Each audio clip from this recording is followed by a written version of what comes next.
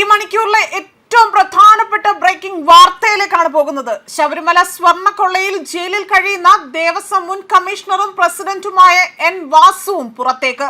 കൊല്ലം vigilance കോടതി N വാസുവിന് സ്വാഭാവിക ജാമ്യം അനുവദിച്ചു. ഉപാധികളോടെയാണ് ജാമ്യം അനുവദിച്ചത്.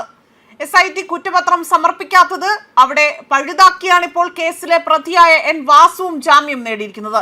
അതുപോലെ തന്നെ ദേവസ്വം മുൻ പ്രസിഡന്റും കമ്മീഷണറുമായ എൻ വാസു ആകട്ടെ അവിടെ കട്ടളപ്പാളി കേസിലെ 3ാം പ്രതിയാണ്. അതേസമയം കേസിലെ പ്രതികളായ പങ്കജ് ഭണ്ഡാരി, മറ്റ് ഗോവർദ്ധൻ, KS ബൈജു എന്നിവരുടെ റിമാൻഡ് 14 ദിവസത്തേക്ക് കൂടി നീട്ടിയിരിക്കുകയാണ്.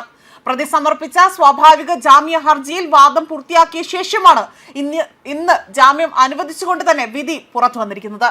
സ്വർണ്ണക്കൊള്ളയിലെ കട്ടളപ്പാളി കേസിൽ പ്രതിയായ ദേവസ്വം ബോർഡ് മുൻ പ്രസിഡന്റും കമ്മീഷണറുമായിരുന്ന എൻ വാസു 2025 നവംബർ 11 അറസ്റ്റിലാകുന്നത്. റിമാൻഡ് കാലാവധി 90 ദിവസം പൂർത്തിയാക്കിയതോടെയാണ് ജാമ്യ ഹർജി എൻ വാസു വിജിലൻസ് കോടതിയെ സമീപിക്കുകയായിരുന്നു എന്ന റിപ്പോർട്ട് പുറത്തുവരുന്നത്.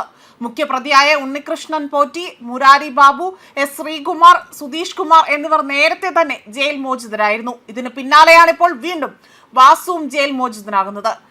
കർശന ഉപാധികളോടെയാകും വാസുവിന്റെ ജാമ്യം ഉണ്ടായിരിക്കുന്നത്.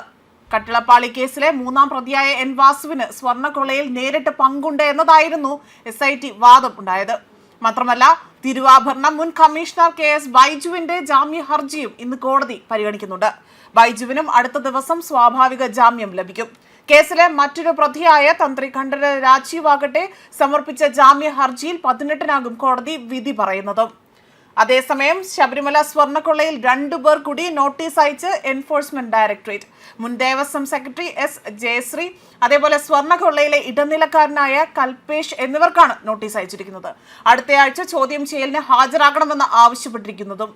അതേപോലെ ചെന്നൈയിലെ സ്മാർട്ട് ക്രിയേഷൻസിൽ നിന്നും സ്വർണം അടങ്ങിയ കവർ ഇവർ ജ്വല്ലറി ഉടമയും കേസിലെ പ്രതിയുമായ ഗോവർദ്ധന് നൽകിയതായും ഇവിടെ വ്യക്തമാക്കുന്നുണ്ട്.